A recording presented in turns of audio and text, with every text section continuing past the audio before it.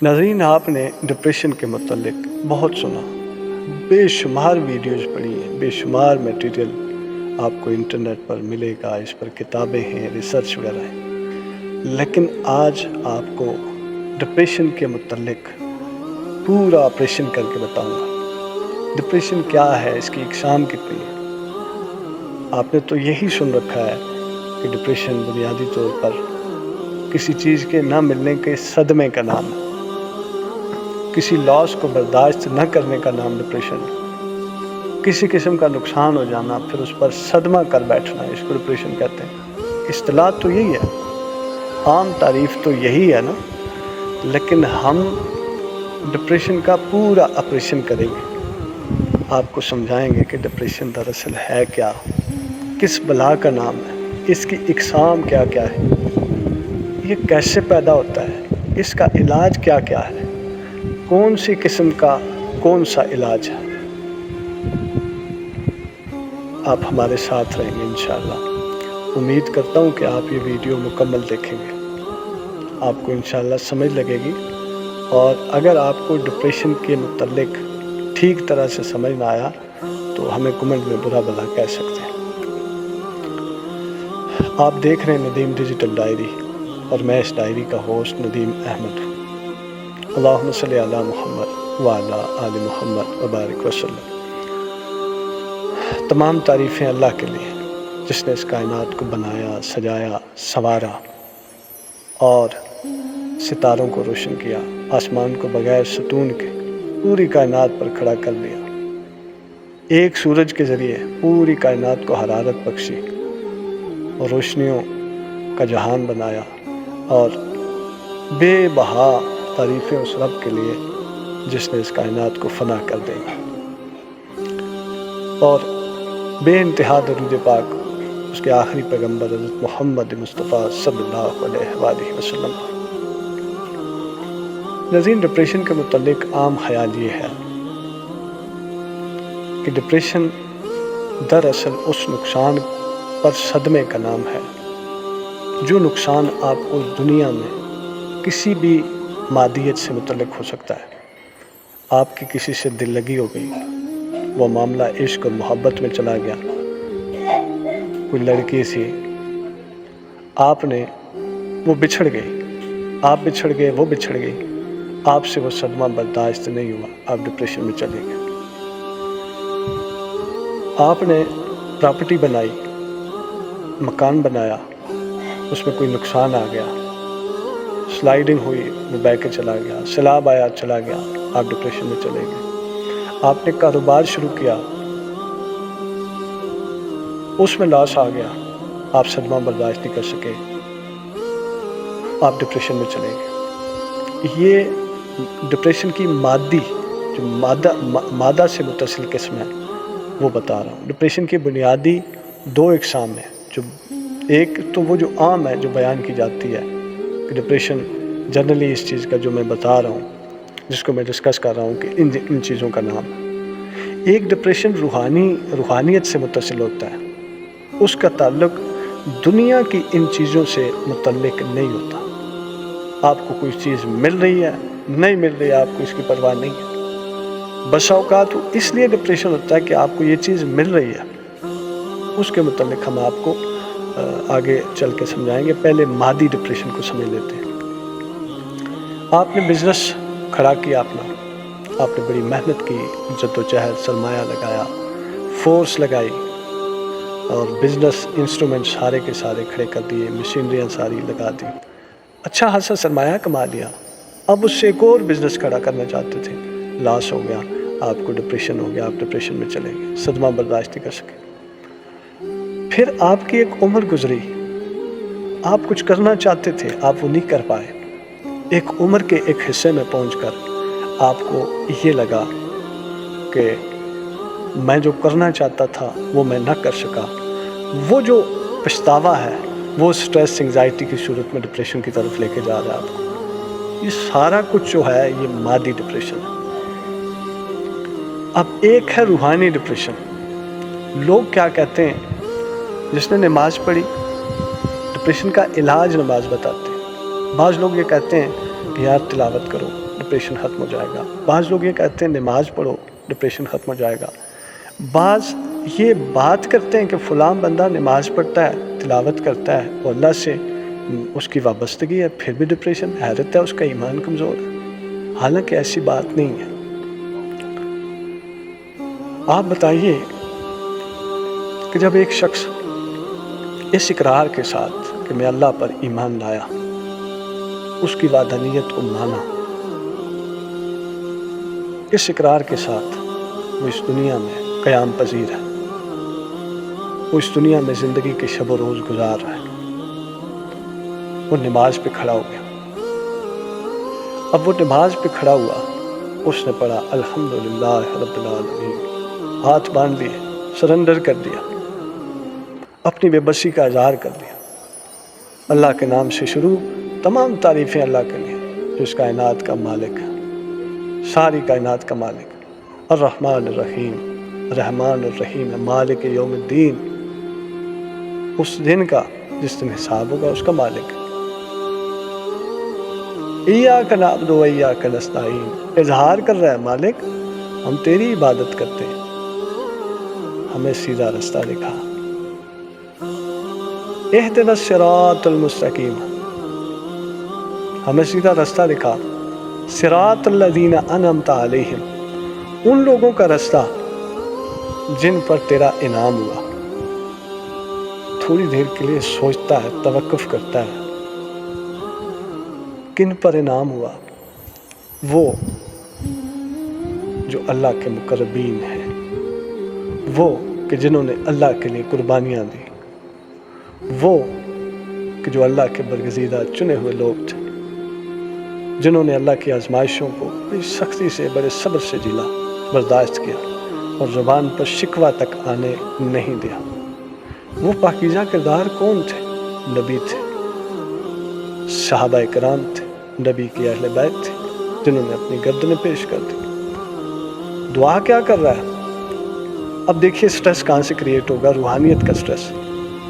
یہ بندہ چاہ رہا ہے کہ میں اللہ سے وابستہ رہوں، صراط مستقیم مجھے ملے، اقرار کے ساتھ کھڑا ہے، سرنڈر کر دیا، لیکن نماز پڑھتے پڑھتے غور و فکر میں لگا ہے، حرف پہ حرف، ایک ایک حرف پر غور کر رہا ہے. اللہ کی تعریف کی باری آتی ہے، دل کھول کے، مالک تیری زبان دی ہوئی ہے، تیرا دل دیا ہے، سارا کچھ تیرے لیے پیش خدمت ہے، ساری کائنات تیرے، صرف میں نے تعریف ہی کرنی ہے. جب باری آتی ہے دعا کی، اہدنا الصراط المستقیم، صراط مستقیم دے دے اللہ. کون سی صراط مستقیم؟ اب سیدھا رستہ مانگ رہا ہے. صراط الذین انعمت علیہم، ان لوگوں کا راستہ جن پر تو نے انعام کیا. انعام تو حضرت ابراہیم علیہ السلام پر بھی ہوا. سوچ تو آئے گی، حضرت ابراہیم علیہ السلام سے قربانی کا تقاضا ہوا کہ بیٹے کو ہماری بارگاہ میں قربان کیا جائے. انہوں نے کہا آپ کی چیز ہے، ہم کر دیتے ہیں، حتیٰ کہ چھری بھی خود چلا رہے. یہاں پر اس کو ڈپریشن تو پیدا ہوگا. اگر میری یہ دعا قبول ہو جاتی ہے، میں جس عہد، جس زمانے میں بھی کھڑا ہوں، مجھ سے کوئی قربانی مانگ لی جاتی ہے، مجھے شگر ہو جاتی ہے اور میری ٹانگ کٹ جاتی ہے، کیا میں وہ صدمہ برداشت کر پاؤں گا؟ اپنے اس قد کاٹ پہ بھی غور کر رہا ہے.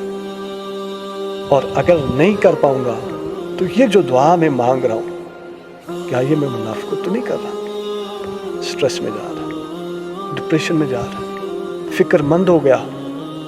وہ اللہ کو دل سے چاہتا ہے، وہ اپنی روح کو مضبوط کرنا چاہتا ہے، وہ روحانیت کی منازل طے کرنا چاہتا ہے. وہ اللہ سے وہ رشتہ قائم نہیں کرنا چاہتا جو منافق لوگ کرتے ہیں. وہ اللہ سے اخلاص کا رشتہ قائم کرنا چاہتا ہے. وہ واقعتاً چاہتا ہے کہ میں اللہ کے قابل ہو جاؤں. اب کیا ہوا؟ صراط الذین انعمت علیہم، ان لوگوں کا رستہ جن پر تو نے انعام کیا. انعام تو امام حسین علیہ السلام پر بھی ہوا، بے بہا انعام ہوا، جنت کے وارث بنا دیے گئے.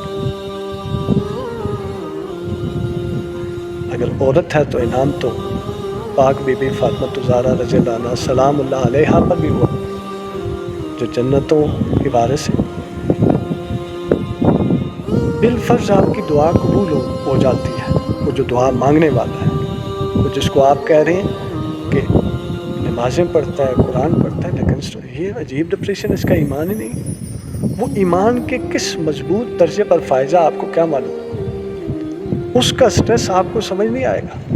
اس کا سٹریس تھراپیز میں نہیں ہے، اس کا سٹریس اسی کو پتہ ہے سجدے میں جا کے رونے میں۔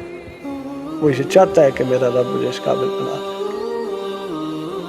اچھا، غیر المغضوب علیہم ولا الضالین آمین، ان لوگوں کے رستے پر میں چلا جن پر تو غضبناک ہوا۔ غضبناک کن پر ہوا؟ فرعون پر، قارون پر، نمرود پر، یزید پر۔ ان کرداروں سے پناہ مانگ رہا ہے، دور بھاگنے کی دعا مانگ رہا ہے کہ یہ کردار مجھے نہ ملے۔ ایک تو سیدھا رستہ بھی وہ ان لوگوں کا رستہ وہ جو سیدھے رستے پر تھے، جن پر تو نے انعام کیا۔ اب جن پر انعام ہوا وہ اللہ کے مقرب بندے، کیا انہیں اللہ نے آزمایا نہیں ہے؟ پھر سوچ رہا ہے ڈپریشن میں جا رہا ہے، اللہ سے مخلص ہے تو سوچ رہا ہے ڈپریشن میں جا رہا ہے، کیا اللہ نے انہیں آزمایا نہیں ہے؟ یقیناً آزمایا ہے۔ اور اگر میری یہ دعا قبول ہو جاتی ہے، مجھے کسی آزمائش میں مبتلا کر دیا جاتا ہے، تو کیا میں اس قابل ہوں کہ میں آزمائش پر پورا اتروں؟ اگر ہوں، اس کا سٹریس لیول کم ہے۔ اگر اسے پتہ چل جائے، اپنے قد کاٹ سے اندازہ ہو گیا کہ بزدل ہوں، بھاگ جاؤں گا، ڈر جاؤں گا، پھر اس نے رونا ہی ہے، خوف ہی کھانا ہے۔ پھر تو وہ سجدوں میں جائے گا، پھر وہ تنہائیوں کا شکار ہوگا، پھر وہ اس فکر کو لے کے بیٹھ جائے گا ذہن میں۔ اللہ سے جڑا ہے وہ براہ راست، لیکن سٹریس زدہ ہے، ڈپریشن میں ہے۔ اس کے ڈپریشن کو آپ نہیں سمجھ رہے، کیونکہ اس کے ڈپریشن کی قسم کیا ہے؟ روحانیت۔ اسے روحانی قسم کا ڈپریشن ہے، اور آپ جس ڈپریشن کی زمانہ جس ڈپریشن کی بات کر رہا ہے وہ مادی ڈپریشن ہے۔ اللہ اکبر۔ ناظرین، اسی تسلسل سے آپ آگے بڑھتے چلے جائیے۔ اسے یہ فکر نہیں ہے کہ اس کی شادی دیر سے ہوئی، وہ خود شادی سے بھاگنا چاہ رہا ہے، اس لیے نہیں کہ وہ شادی کے قابل نہیں ہے۔ اس نے قرآن میں پڑھا، قرآن کا مطالعہ کیا تو اسے پتہ چلا کہ ایک جگہ فرمایا، اور بچاؤ خود کو اور اپنے اہل عیال کو جہنم کی آگ سے۔ اہل و عیال میں تو سب سے پہلے بیوی آتی ہے، پھر بچے آتے ہیں۔ وہ بیوی جو اس کے نکاح میں آ گئی، جسے وہ اپنی زوجیت میں قبول کر کے لائے گا، وہ جو اس کی ذمہ داری بن گئی، معاشی طور پر تو ظاہر ہے رزق کا مالک اللہ ہے، لیکن جو ذمہ داری اللہ نے اس پر ڈالی ہے کہ خود کو بچانا ہے، اپنے اہل و عیال کو بھی بچانا ہے، کہاں سے؟ جہنم کی آگ سے۔ وہ پھر سٹریس میں مبتلا ہوگا کہ کیا میں یہ ذمہ داری اٹھا سکتا ہوں؟ کیا میں خود کو بچا سکتا ہوں؟ میں خود کو نہیں بچا سکتا، میں اپنی بیوی کو نہیں بچا سکتا، کیسے بچانا کیسے ہے؟ اس کے ذہن میں فوراً رزق حلال، کیا میں کما لوں گا؟ کیا بیوی میرے ساتھ کوآپریٹو ہوگی؟ وہ پھر اس سوچ میں، اس صدمے میں مبتلا ہے، اور اسے سٹریس ہو رہا ہے، وہ ڈپریشن میں جا رہا ہے۔ کیوں نہ جائے؟ روحانیت سے متصل ہے۔ اس کا ڈپریشن آپ کو سمجھ نہیں آتا۔ وہ یہ بھی جانتا ہے کہ میں اس دور کی پیداوار نہیں ہوں، وہ جو مبارک دور تھا کریم آقا صلی اللہ علیہ وسلم کا، صحابہ کرام کا، جہاں پر رشتے اس بنیاد پر، قربانی کے بنیاد پر طے ہوتے تھے۔ مرد اللہ سے رجوع کرتا تھا تو عورت برابر رجوع کرتی تھی۔ مرد رزق حلال کی کوشش کرتا تھا تو عورت اس کا تقاضا کرتی تھی۔ وہ جانتا ہے کہ اس مادیت پرستی کے دور میں مجھے کون سی کہاں کی عورت ملے گی جو میرے ساتھ اس طرح کا کوآپریٹ کرے گی۔ ڈپریشن میں جا رہا ہے، سوچ کے ڈپریشن میں جا رہا ہے۔ عہد حاضر میں، جس عہد حاضر میں زندہ ہے، اس لحاظ سے وہ جتنا کریم آقا صلی اللہ علیہ وسلم کے زمانے سے دور ہے، اس کا ڈپریشن، اس کا روحانی ڈپریشن اتنا ہی زیادہ بڑھتا چلا جا رہا ہے۔ اب وہ رشتے سے بھاگے نہ تو کیا کرے گا؟ عام معاشرہ تو یہی سمجھے گا، اور یہ ڈپریشن ہر کسی کو نہیں ہوتا، یہ کسی کو ہوتا ہے۔ عام معاشرہ تو یہی سمجھے گا کہ یار شادی سے بھاگ رہا ہے، ممکن ہے اس کے کوئی جنسی مسائل ہو، ذمہ داری اٹھانے سے قاصر ہے۔ آپ کو کیا معلوم وہ کس ذمہ داری کا اپنے ذہن میں لیے بیٹھا ہے؟ کیا جہاں پر کوئی بیٹا ہو گیا تو اللہ کی طرف سے کوئی قربانی کی بات آ گئی تو بیوی رکاوٹ تو نہیں بنے گی. سو وہ اس معاملے کو دیکھ کر ڈپریشن میں ہے. اس کا ڈپریشن آپ کو مجھے نہیں سمجھ آتا.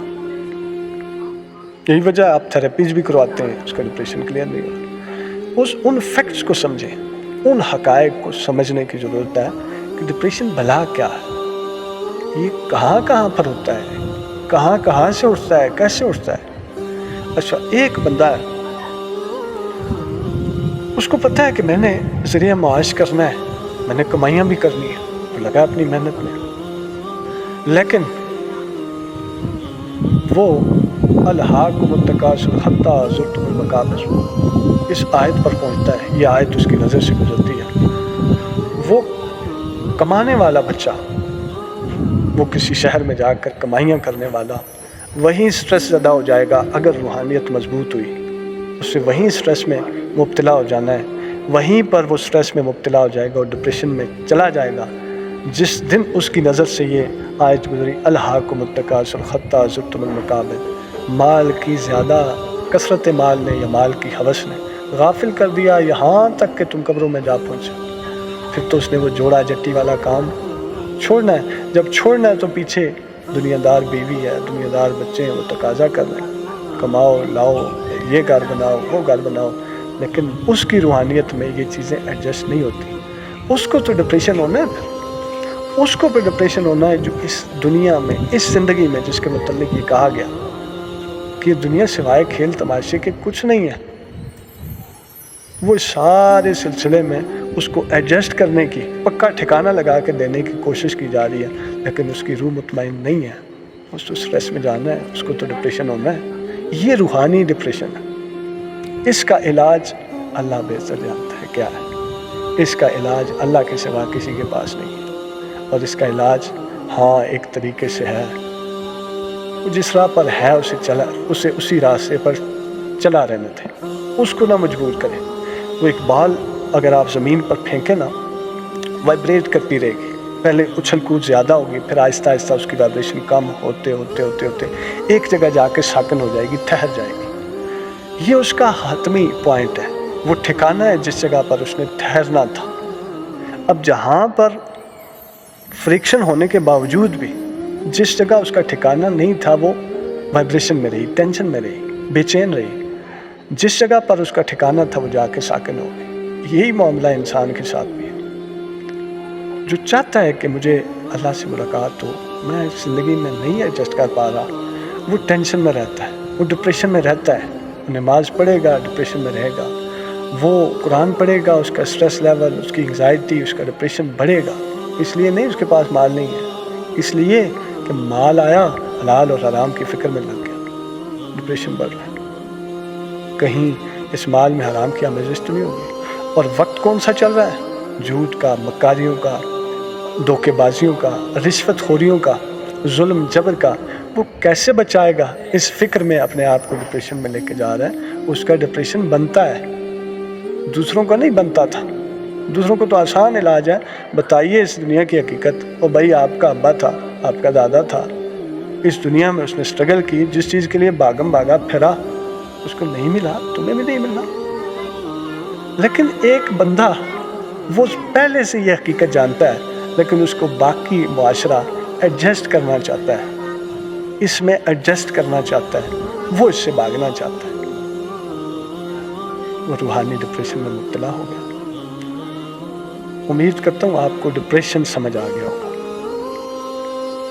امید کرتا ہوں آپ کو ڈپریشن اچھی طرح سمجھ آ گیا, اور امید کرتا ہوں کہ آپ کو ڈپریشن کی جو سیکنڈ فارم ہے, یہ جو دوسری قسم ہے, یہ روحانیت پر مبنی ڈپریشن, روحانیت سے متصل ڈپریشن, یہ ضرور سمجھ آیا ہوگا. اگر آپ کسی ایسے ڈپریشن میں مبتلا ہیں تو کانٹیکٹ نمبر میں لکھ دوں گا اس ویڈیو کے اینڈ پر.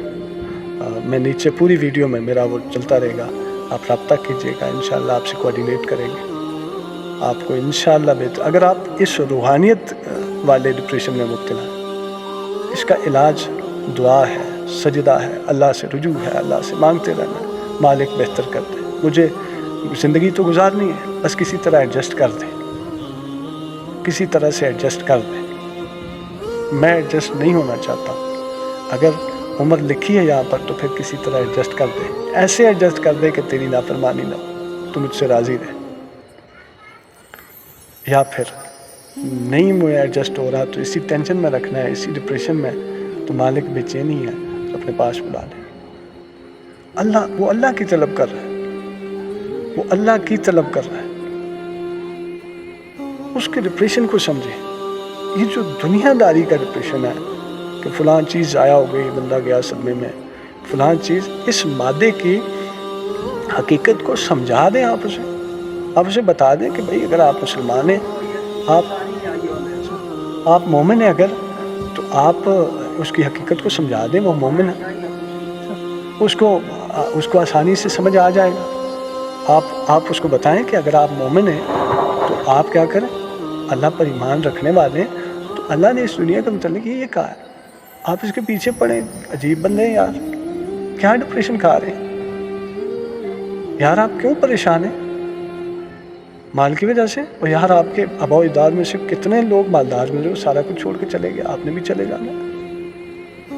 فلاں چیز نہیں ملی, لڑکی نہیں ملی, اور یار اس نے بوڑھے ہو جانا ہے ایک دن.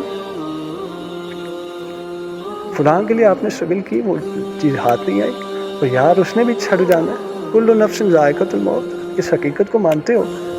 جب آپ کے نفس کو اللہ نے ستیہ ناش کر دینا ہے, موت دے دینی ہے, ختم کر دینا ہے, وہ جس کے لیے آپ بھاگ رہے ہو, پھر اس کی کیا حیثیت رہ جاتی؟ جب آپ لینے والے ہی نہیں بچو گے تو وہ جو چیز ہے, وہ جو مادہ ہے, وہ جو میٹیریل ہے, وہ سارا کچھ راہ لے کے آپ کیا کرو گے؟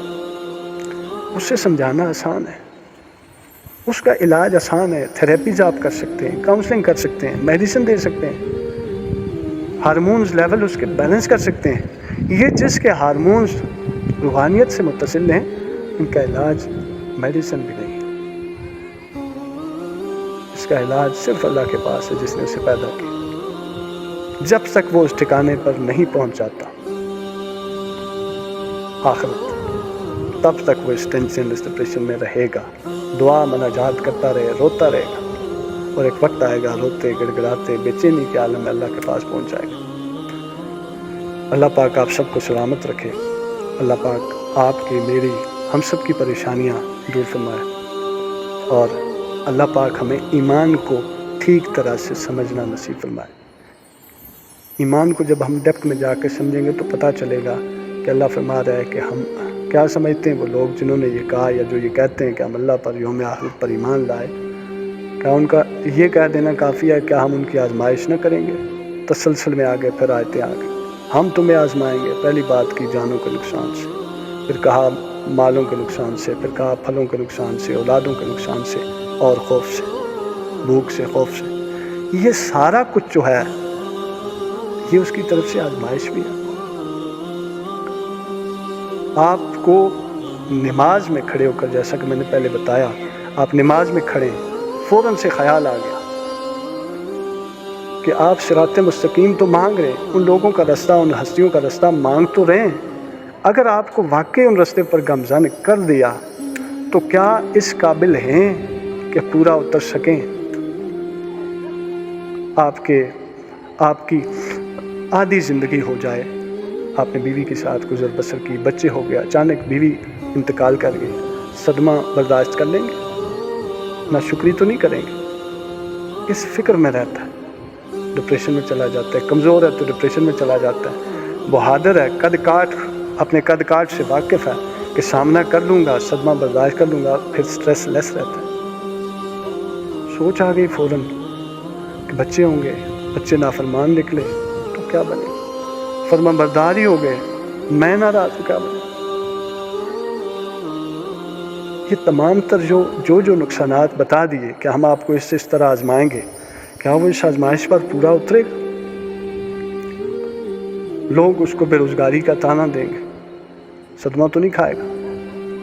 کمزور ہے, صدمہ کھائے گا, اس سے پہلے وہ صدمہ کھا رہا ہے نماز میں کھڑا ہو کر. لوگ اس کو غربت کے تانے دیں گے, بیماری کے تانے دیں گے, بد شکلی کے تانے دیں گے, صدمہ تو نہیں کھائے گا. لوگ اس کو زود و کوب کریں گے, معاشرہ اس کو بے عزت کرے گا, اس کی عزت نفس کو تار تار کرے گا, صدمہ تو نہیں کھائے گا. سورہ یوسف پڑھیں تو آپ کو پتہ چلے گا حضرت یوسف علیہ السلام سے جب مکالمہ ہوا، زلیخا نے برے فعل کے لیے جب انہیں آمادہ کرنا چاہا تو آپ نے انکار کر دیا. اس نے کہا میں آپ کو جیل میں ڈال دوں گی. آپ نے بہت پیارا جواب دیا.